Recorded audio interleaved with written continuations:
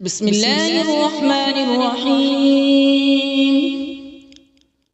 تبارك الذي بيده الملك وهو على كل شيء قدير. الذي خلق الموت والحياة ليبلوكم أيكم أحسن عملا وهو العزيز الغفور. الذي خلق 7 سماوات طباقا ما ترى في خلق الرحمن من تفاوت فارجع البصر هل ترى من فتور ثم ارجع البصر كرتين ينقلب إليك البصر خاسئا وهو حسير. ولقد زينا السماء الدنيا بمصابيح وجعلناها رجوما للشياطين وأعتدنا لهم عذاب السعير. وللذين كفروا بربهم عذاب جهنم وبئس المصير. إذا ألقوا فيها سمعوا لها شهيقا وهي تفور تكاد تميز من الغيظ كلما ألقي فيها فوج سألهم خزنتها ألم يأتكم نذير قالوا بلى قد جاءنا نذير فكذبنا وقلنا ما نزل الله من شيء إن أنتم إلا في ضلال كبير. وقالوا لو كنا نسمع أو نعقل ما كنا في أصحاب السعير فاعترفوا بذنبهم فسحقا لأصحاب السعير. إن الذين يخشون ربهم بالغيب لهم مغفرة وأجر كبير. وأسروا قولكم أو اجهروا به إنه عليم بذات الصدور. ألا يعلم من خلق وهو اللطيف الخبير.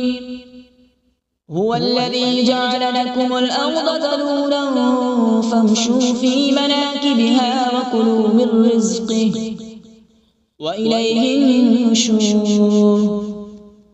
أأمنتم من في السماء أن يخسف بكم الأرض فإذا هي تمور أم أمنتم من في السماء أن يرسل عليكم حاصبا فستعلمون كيف نذير.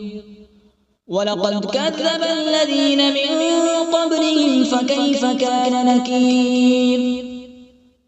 أولم يروا إلى الطير فوقهم صافات ويقبض ما يمسكهن إلا الرحمن إنه بكل شيء بصير.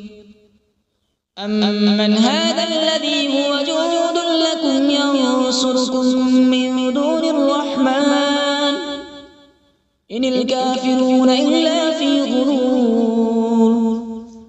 أمن هذا الذي يرزقكم إن أمسك رزقه بل لجوا في عتو ونفور.